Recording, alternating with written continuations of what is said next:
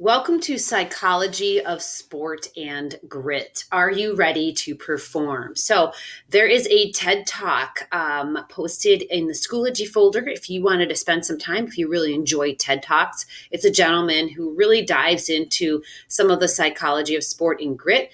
I have broken down and added to this presentation some of the stuff that he has talked about. So, if you want to go back, there is also another TED Talk from Angela Duckworth, which we'll get to in a minute as well.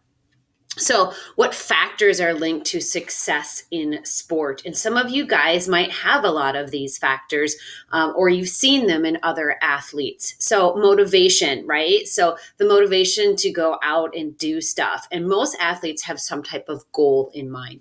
You guys spent the first part of the program writing your own SMART goal. So, it was specific, it was measurable, it was attainable, and it was relevant. And two other things. Don't forget about a goal that's engaging and a goal that's recordable. So going back to what your SMART goal was in your 10-week program, did you take a look at that goal? Were you motivated to complete that goal? Another factor is confidence. So most athletes or most people who are doing any type of program have some type of experience. So whether they got that experience from enrolling in classes at a young age, enrolling in the sport at a young age, did they have a coach that taught them how to do that? They also, with that confidence, have gotten some type of feedback. Feedback is extremely important to come from your coaches and your mentors. They have also observed modeling.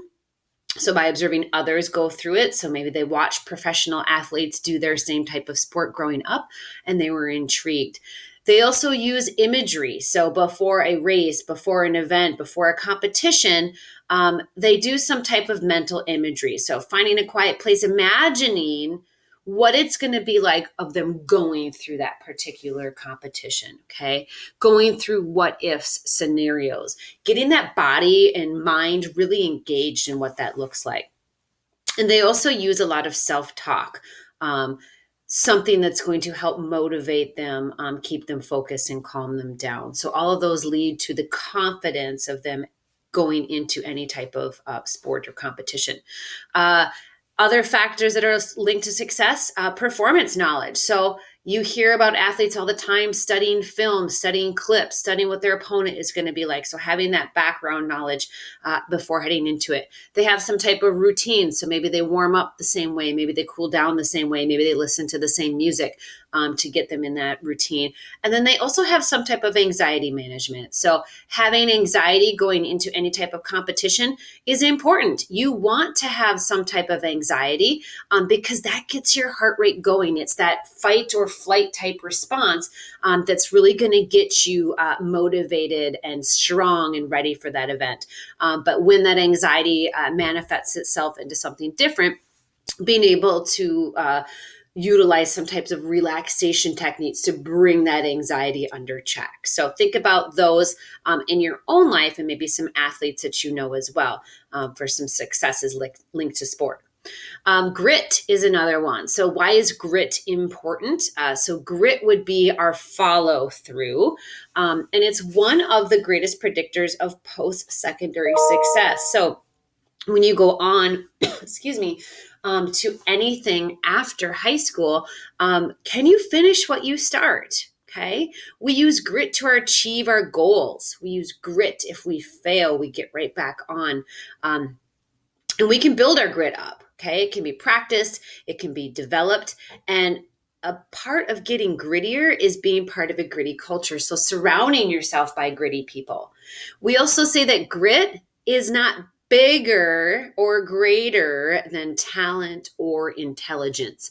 It is a component of grit. So that passion and persistence for long-term goals. So 4 keys to grit. Knowing when to ask for help takes grit. Knowing when to ask for help. When was the last time that you turned around and asked for help from somebody? From your teachers, from your parents or guardians, from your friends, from your siblings. Not a lot of us ask for help. We feel asking for help is showing our weaknesses. And you have to get past that in order to be a gritty person. Me as a teacher, I'm asking my colleagues all the time for help. If I can't figure something out, I ask for help. Sometimes, yes, you have to be like, oh, set it aside. I really don't want to ask. I really don't want them to show that I don't know it. But ask for help. Being gritty means staying positive about your purpose. Yes, we have days that we feel negative. We feel like our goal is not attainable and we're not going to get there, but staying positive and passionate about it. Um, how do I know when I'm being gritty? I work hard even after experiencing failure or when I feel like quitting. So failure is a big part. We are all going to fail. The acronym FAIL, FAIL, is first attempt in learning. So you learn from failing, you learn from your mistakes, and you make those adjustments to achieve your goals. You make those adjustments to be successful. So think about these 4 keys when it comes to grit. So here is Angela Duckworth. She has a TED Talk out that is also posted in the Schoology folder. So you can go ahead and hear about how she essentially came up with this grit score. So she worked as a professor of psychology at the University of Pennsylvania, and she wrote a book about grit, the passion and power of perseverance. So it allows us to, how are you going to react to setbacks in life? Okay. How can we see if someone's going to be really successful and talented? So grit is an opportunity. So how gritty are you? She developed a 10-question scale that measures your individual grittiness, your passion, and perseverance. They've used the grit scale for all sorts of different organizations, National Spelling Bee, West Point, and the results are going to show you how successful you are, right? And the results from the scale show that adolescents who score higher tend to have higher GPAs. They watch less television than their gritty peers, and they're probably going to be more successful. So scores range from 1, which you're not very gritty, all the way to 5, extremely gritty. So this is one of the activities that you will participate in. You'll have an opportunity to go and figure out what your grit score is and explore some resources on how to make yourself more grittier. So how can we build grit? We can grow our mindset, okay? So having a growth mindset versus a fixed mindset is extremely important. You can grow your gratitude. So being thankful for things in your life, being thankful for the people in your life. You can develop healthy habits. We've given you all sorts of different healthy habits that you can identify with in this course so far. And also some self-control is a healthy habit. You can practice vulnerability. Vulnerability being like, can you show your weaknesses? Can you reach out to somebody and ask for help and show them that you're vulnerable? Right now, in quarantine, this is a very vulnerable time for a lot of us. We are frustrated. We can't go out and see our friends. We can't do our same routines, our sports, our activities, all of those. And sometimes we just break down and have to rely on somebody. We can build our grit by not overestimating our talent, okay? Not being so overly confident with what you're doing, and help find your passion. What do you like to talk about? What do you like to think about? What makes you happy? What do you find unbearable? So having conversations will help you build your grit. And that website and that activity will give you guys some more tips on how to build yourself grittier. So mindfulness and gratitude. Gratitude helps connect us to something above and beyond ourselves. So being thankful that your family is healthy right now because you're on quarantine. That's going above and beyond just you. You've now branched out to your family. Maybe your community is still staying really healthy. Studies show that gratitude is correlated strongly with happiness. People who tend to be very thankful every single day tend to be happier people. So think about that. Maybe in the morning you wake up and the first thing you do is thank somebody, is think about the things in your life that you're thankful for. Maybe when you go to bed at night, think about your day. What are some things that happened in your day that you're grateful for? Gratitude improves our health and relationships and help people overcome adversity. So when the going gets tough, you're able to get through it if you're able to express gratitude. And gratitude leads to a more positive outlook in life, which helps develop that growth mindset. Gratitude is easy to practice, and mindfulness is a way to practice gratitude. So being mindful is actually being present at that time. So there's lots of activities out there for mindfulness training, doing some of those calm apps, practicing some type of meditation. All of those things reduce stress and anxiety and assist in emotional regulation. So helps us regulate our emotions. They don't get too heightened. They don't get too dulled. And it helps us put things into perspective. Okay. What is really important to you right now? So here's a cute little, there's a cute little clip on here, a little cartoon about, being mindful and gratitude, and really kind of helping others. And you've probably seen lots of other clips out there as well that talk about how you can really pay that forward.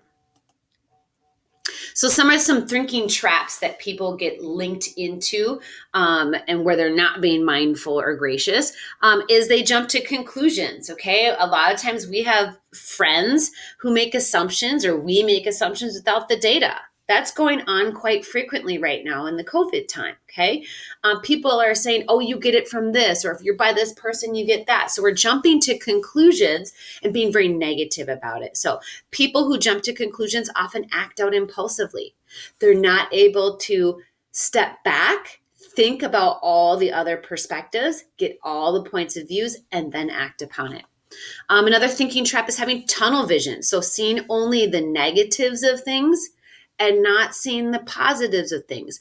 You're very narrow-minded when you have tunnel vision, and it's hard to climb out of that tunnel at times. Magnifying and minimizing. So going back, dwelling on the past, and really heightening situations that have happened and making them and blowing them out of proportion and making them bigger than what they actually are, or undervaluing or underestimating things of events that have occurred in the past. Maybe somebody did something really nice to you in the past and you just brushed it off as nothing. Maybe go back and thank that person and be like, remember that time? You're showing your gratitude. You're taking that action and bringing it up instead of minimizing it. And the last thinking trap that people run into is personalizing. So they tend to think that the problem is because of them. Okay. They're the reason why this is happening. It's happening because they did this. So stop internalizing stuff or personalizing these things. And on the flip side, blaming others. Okay. When you blame others, right? Who are you giving credit for? So start getting out of those thinking traps, and that will develop more of a growth mindset versus a fixed mindset. Last thing we're going to touch on real quick. We talk about psychology. Failure as a pathway to success. We hate to fail. You've heard there's this video out there called the trophy culture, that every kid should get a trophy whether they participate or not. Getting out of that, kids have to fail. Everyone has to fail because that's how we learn to succeed. So fear of failure stops us from trying. What if instead we use failure to measure success? Think about Thomas Edison and how many experiments he had that failed. Albert Einstein, all of these great scientists in the past that invented so many different things that failed, okay? They didn't fear failure. They used that as a stepping stone to success. But can you truly measure success if you've never experienced failure? You grow through that process of failure.